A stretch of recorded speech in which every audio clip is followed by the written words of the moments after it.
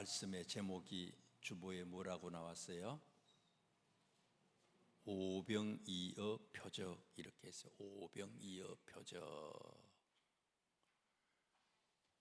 말씀 제목이 오병이어 표적이에요.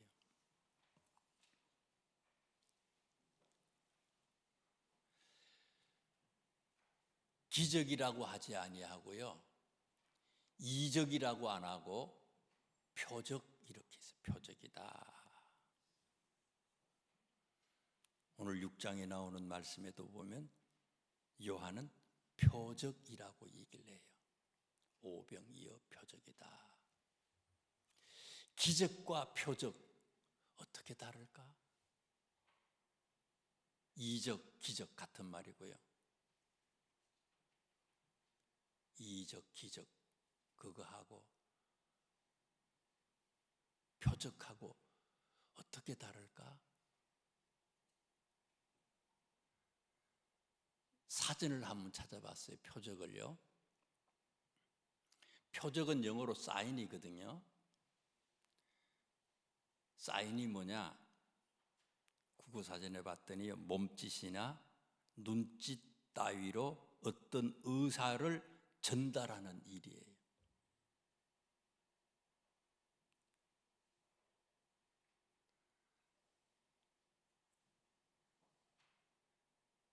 눈짓이나 몸짓으로 어떤 의사를 전달하는 거예요. 탁구 선수들도 그러잖아요. 서브를 넣을 때에 복식을 칠 때 옆에 사람한테 내가 어떻게 하겠다 하는 거를 뭐 손가락을 이렇게 한다든지 뭐 둘로 이렇게 한다든지, 야구도 그러잖아요. 투수하고 포수하고. 이게 하나, 둘, 이게 중요한 게 아니에요. 요거를 통해서 뭐 하는 거예요? 자기 의사를 전달하는 거예요. 미리 요렇게 하면 뭐고 요렇게 하면 뭐고 미리 다 짜놓은 게 있어요. 표적, 몸짓이나 눈짓 따위로 어떤 의사를 전달하는 거다. 기적은 뭐예요? 이적, 기적은 뭐예요? 깜짝 놀라는 거 아니에요? 깜짝 놀라는 일이에요. 초자연적인 어떤 역사를 경험하고 깜짝 놀라는 거예요. 아, 이게 기적이 일어났다. 미라클이라고 그랬잖아요. 원더풀이야.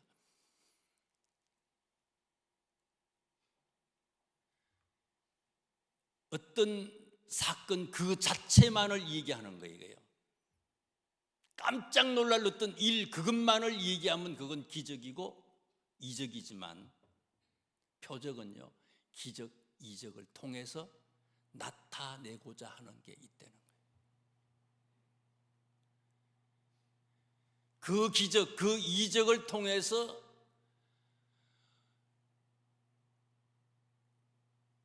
말씀하고자 하는 어떤 의도가 있다는 거예요.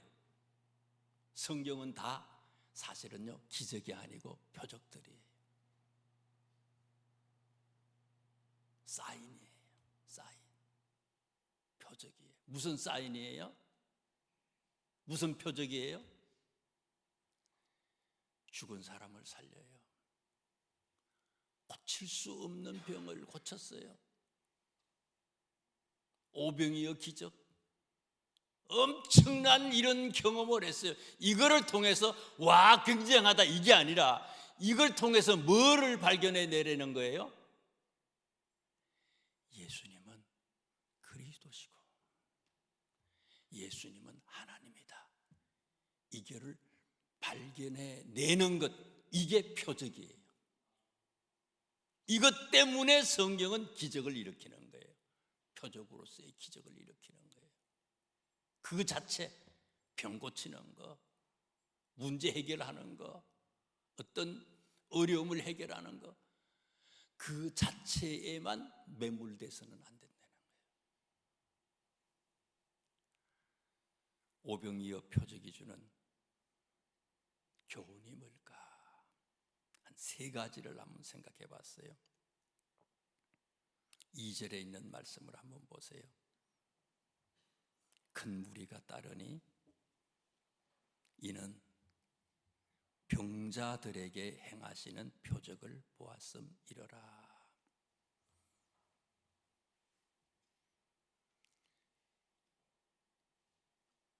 오병이어 표적 이전에도 많은 사람들이 이 자리에 모인 큰 무리들이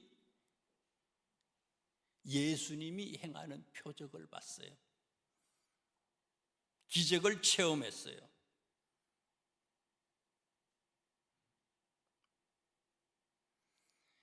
이 절에 있는 말씀에 보니까 이 사람들이 예수님을 따라온 이유가 뭐라고요?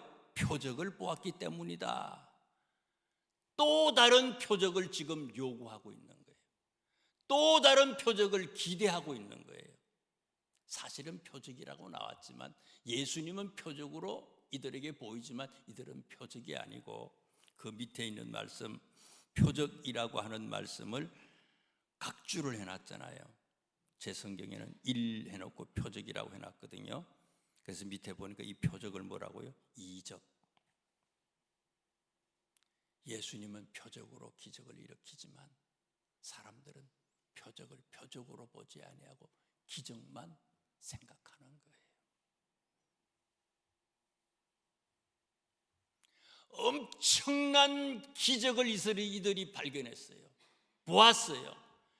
한 번이 아니고 여러 번 경험했어요. 그래서 따라왔어요. 근데 또 오병이어 기적 표적을 보잖아요. 큰 무리래요. 그런데 이 사람들 예수님이 십자가 질 때 어떻게 했어요? 다 도망쳤어요.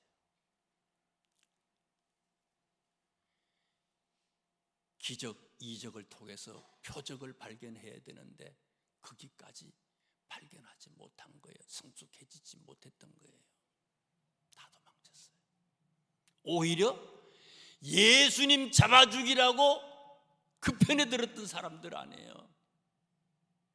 이들만 그래요? 예수님의 제자들도 그렇잖아요. 이 큰 무리들 말고 예수님 가까이에 있었던 제자들까지도 결정적인 순간에 다 도망쳤어요. 어떤 제자는 예수님을 팔아먹기도 하잖아요. 모른다고 예수님을 욕하고요, 저주하고요. 1등 간다고 하는 수제자 베드로도 그랬어요.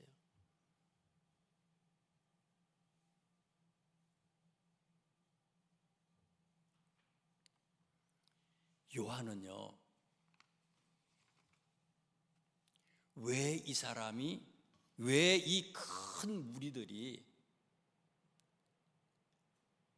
기적을 보고 표적으로 성장할 수 없었던 이유를 얘기해요. 1장부터 시작하는 거예요. 요한은요. 1장 32절 33절에 있는 말씀에 보면 세례 요한 얘기가 나와요. 세례 요한은요, 예수님을 만났을 때에 바로 예수님을 그리스도라고 생각하고 있어요. 바로 알았어요. 바로 발견했어요. 바로 깨달았어요. 1장 32절에 보면요, 성령이 비둘기같이 하늘로부터 내려와서 그의 위에 머물렀더라. 예수님이 세례받으러 왔는데 성령이 비둘기같이 하늘로부터 내려와서 그의 위에 머물렀다. 요한은 그걸 봤다는 거예요. 1장 33절에 있는 말씀에 보면요, 세례를 베풀라 하신 그이가 나에게 말씀하시기를, 하나님이 말씀하셨다는 거예요. 1장 33절에 보니까 그가 곧 성령으로 세례를 베푸는 이인 줄을 알라 하셨기에,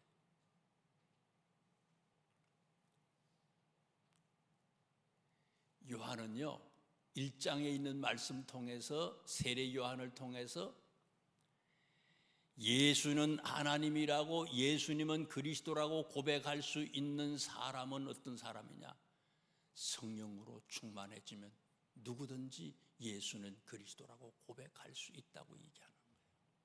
이게 아니면요, 수많은 기적을 체험해도 그건 기적일 뿐이지 표적을 깨달을 수가 없다는 거예요.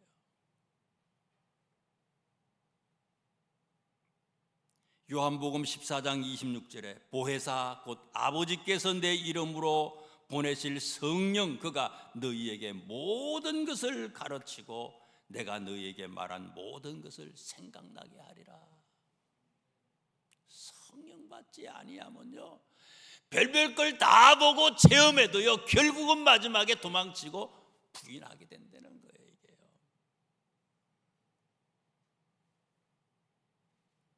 잡히시기 전날 예수님이 그래서 뭐 했어요? 요한복음 16장에 겟세마네 동산에서 제자들에게 성령에 대해서 장시간에 걸쳐서 얘기를 하시잖아요. 성령 받아라, 성령 받아라, 성령의 일은 이런 거다. 성령 받기 위해서는 기도해야 된다. 요한복음 16장의 얘기예요. 성령 받으면 기적이 표적이 되고 예수님을 그리스도로, 예수님을 하나님으로 고백할 수 있는 사람이 된다는 거예요. 성령 받으면 그런 사람 되는데, 다 우리는 성령으로 충만해서 예수님을 그리스도로 고백할 수 있길 주님의 이름으로 축원합니다. 그 다음에 두 번째 오병이어 두 번째 교훈이에요. 5절에서 10절을 보세요. 본문에 5절에서부터 시작해서 10절까지를 빨리 이렇게 보시면은요, 지금 모여있는 사람들이 몇 명 정도 돼요? 한 5천 명 정도 된다 그랬어요. 큰 무리인데 5천 명 정도 된다 그랬어요. 한 장년만 한 5천 명 정도 되는 것 같아요. 남자, 여자, 어린아이, 노인 다 따지면 뭐 2만 명도 넘을 것 같아요. 근데 5절에서 6절에 있는 말씀에 보니까 예수님이 질문을 하잖아요. 빌립이라고 하는 제자한테 질문을 했어요. 우리가 어디서 떡을 사서 이 사람을 먹이겠느냐. 사람들이 너무 많이 모였어. 설교를 하시는데 30분, 1시간 설교를 한 게 아니라 3시간, 4시간, 5시간, 6시간 아주 장시간 설교를 하셨는데요, 떠나지 않아. 배가 고플 거 아니에요. 그래서 예수님이 얘기하는 거예요. 각 사람으로 조금씩 우리가 어디서 떡을 사서 이 사람들을 먹이겠느냐 하고 예수님이 빌립한테 물어봤어요. 그랬더니 빌립이 뭐라고 그래요? 각 사람으로 조금씩 받게 할지라도 200데나리온의 떡이 부족하리이다. 참 이해하기 어렵게 번역을 했어요. 표준 세번역에서는요, 세번역에서는 이렇게 번역했어요. 이 사람들에게 모두 조금씩이라도 먹게 하려면, 돈을 조금 거둔는 게 아니고요, 이 사람들에게 모두 조금씩이라도 먹게 하려면 빵 200데나리온 어치를 가지고도 충분하지 못합니다. 모인 사람들이 굉장히 많아. 큰 무리예요. 이 사람들을 조금씩이라도 먹게 하려면 얼마가 든다는 거예요? 200데나리온이 들어간다는 거예요. 그런 번역이 사실은 이게요. 원문 번역이 그런 거예요. 1데나리온이 얼마라 그랬어요? 노동자의 하루 품삯이에요. 그럼 한 10만 원 잡고요. 지금 빌립이 이 얘기하기는요, 얼마가 있어도 모자란다고 그래요? 200데나리온. 그러면 10만 원 곱하기 200 하면은 얼마예요? 2천만 원인가? 2천만 원. 2천만 원이 있어도 이 사람들을 다 먹이지 못한다는 거예요. 그 5천 명이라 그냥 치고요. 5천 명 치고 2천만 원에다가 5천 명 나누면 5천 명의 한 끼가 얼마 정도 돼요? 계산해봐요. 4천 원. 도시락 4천 원짜리 2천 명, 5천 명을 먹이는데 4,000원짜리 도시락 가져와야 되는데, 그러면 2천만 원인데 2천만 원 가지고 가도 다 못 먹인다는 거예요. 이게요. 2만 명 같으면은 2천만 원 가지고 2만 명 같으면 지금 이 도시락은 얼마짜리 도시락 가지고 모자란다는 거예요? 1,000원짜리. 한 사람 1,000원짜리 김밥 하나 주는 것도 모자란다는 거예요. 2천만 원 가지고는. 빌립은요, 아예 제자들의 모습이 지금 어때요? 아무것도 없어. 빈털털이야.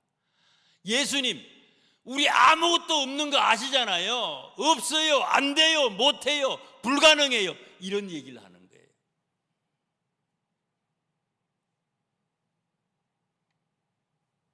그 다음에 8절 9절에 있는 말씀을 한번 보세요. 안드레 보세요. 예수님의 동생, 아니 베드로의 동생 안드레가 또 뭐라고 그래요? 한 아이가 있어 보리떡 5개와 물고기 2마리를 가지고 있나이다. 그러나 그것이 이 많은 사람에게 얼마나 되겠사옵나이까. 받긴 봤어. 보리떡 5개, 물고기 2마리. 너무너무 작은 것이요. 부족하다는 거예요. 하려고 하는데 너무너무 부족하다는 거예요. 빌립은 아예 없지만 안드레는요, 조금은 있는데 안 된다는 거예요. 예수님이 어떤 분이라고요? 지금까지 보아왔잖아요. 오병이어 이 표적뿐만이 아니라 여러 표적을 봤어요. 표적은 뭐라고요? 기적을 통해서 예수는 하나님이고 예수님은 그리스도라고 하는 것을 깨닫는 것이 쌓인 표적이에요. 그렇다면은 예수님은 어떤 분이라고요? 창조주가 되시고 전능하시고 뭐든지 전능하시고 뭐든지 다 하실 수 있는 분이에요. 능치 못함이 없는 분이에요. 없어도 하실 수 있고요, 부족해도 넘치게 할 수 있는 분이에요. 그래서 12절 13절에 있는 말씀에 보면 예수님이 이 사람들한테 어떻게 해요? 큰 무리를 먹이는데 어떻게 먹였다고 그랬어요? 배부르게 먹게 했다고 그랬어요. 배부르게 먹게 하고 남은 조각이 얼마나 된다고요? 12바구니에 찼다고 그랬어요. 남았다는 건 뭐예요? 세상 말로 배 터지게 먹었다는 거예요. 배부를 정도가 아니라 배 터지게 먹었다는 거예요. 마음껏 먹었다는 거예요. 남은 게 12광줄이에요.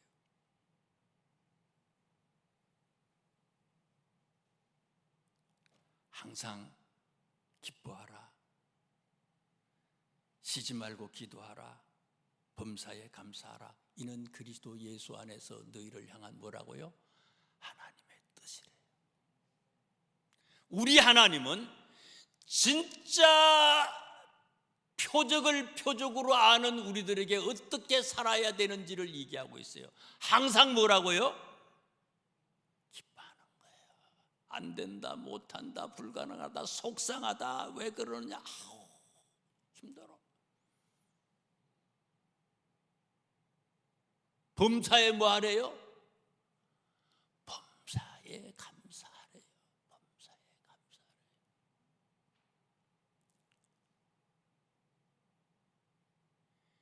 기적만을 바라보는 사람들의 눈에는요, 원망과 불평이지만 표적을 표적으로 아는 사람들에게는요, 문제와 어려움과 고통 속에서도 그게 뭐라고요? 감사거리고 기뻐할 거리라는 거예요. 항상 기뻐하세요. 쉬지 말고 기도하세요. 범사에 감사하세요. 이는 그리스도 예수 안에서 너희를 향한 하나님의 뜻이다. 이거 잘 안 되잖아요. 그러면 뭐 하라고요? 중간에 딱 나오잖아요. 기도하면 기뻐하고 기도하면 감사할 수 있다는 거예요. 기도하면 성령으로 충만해지는 거예요.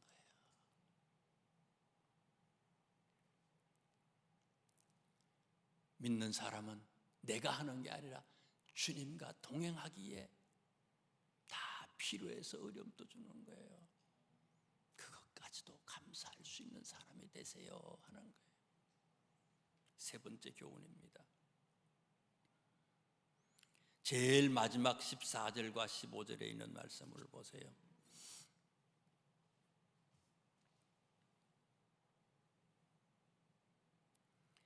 기적을 체험한 사람들이 예수님을 누구라고 고백했어요? 14절에 보니까 선지자라고 고백해요. 이거 가지고는 안 되잖아요. 진짜 기적이 아니라 표적으로 봤던 사람들은 예수님을 뭐라고 고백해요? 주는 그리스도시요 살아계신 하나님의 아들입니다. 이거 고백할 수 있어야 되거든요. 그리스도예요. 예수님은 하나님이에요. 그런데 이 사람들은요, 조금은 아는데 다 아는 게 아니에요. 제대로 아는 건 아니에요. 예수님을 선지자로, 훌륭한 분이다 이렇게만 생각하는 거예요. 굉장한 분이다 여기까지. 그래서 15절 마지막 절에 있는 말씀을 보세요. 그러므로, 그래서 이 사람들이 어떻게 했다고요? 예수께서 그들이 와서 자기를 억지로 붙들어 임금으로 삼으려는 줄 아시고 다시 혼자 산으로 떠나가시니라.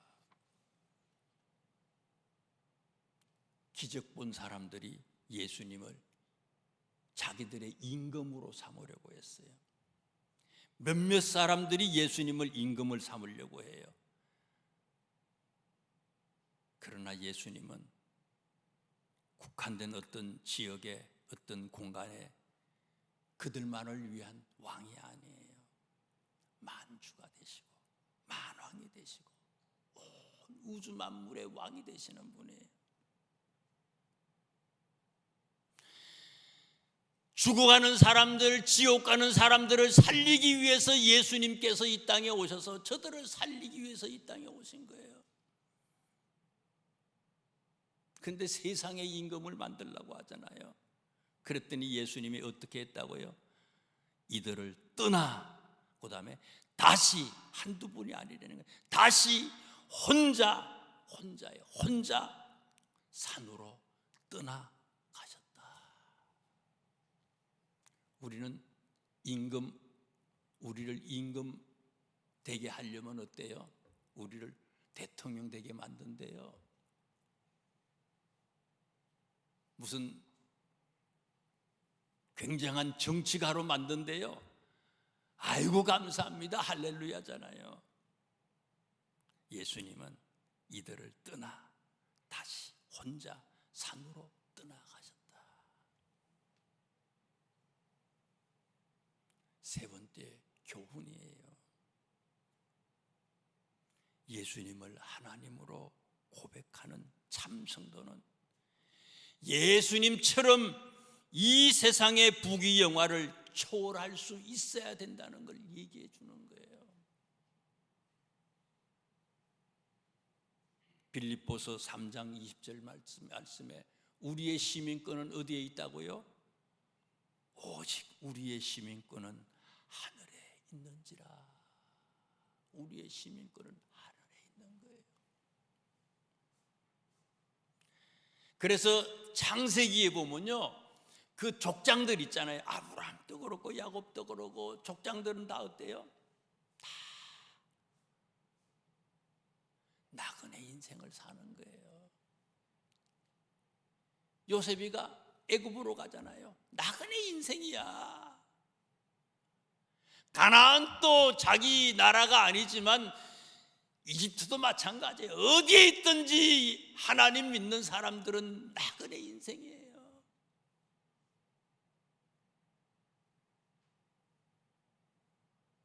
하나님이 아브라함한테 얘기하잖아요. 본토 친척 아비 집을 떠나라는 거예요. 예수님의 제자들은 어때요? 물고기가 목표였잖아요. 많이 잡는 거. 그런데 물고기를 잡았는데도 어떻게 했어요? 고기를 다 버리잖아요. 고기만 버려요? 그물도 버리고. 배 한 척에 얼마예요? 어부들 배 사는 게 일생의 목표예요. 그 배를 버렸다는 거예요. 모든 걸 버리고 예수님 따라간 거예요. 진짜 예수 믿는 사람은 포기할 수 있는 사람이라는 거예요.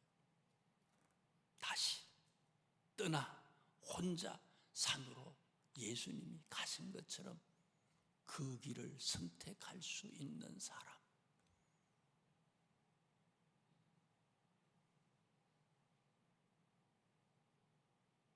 우리 모두가 위대한 선택을 하는 모두가 될 수 있길 주님의 이름으로 축원합니다. 기도하겠습니다.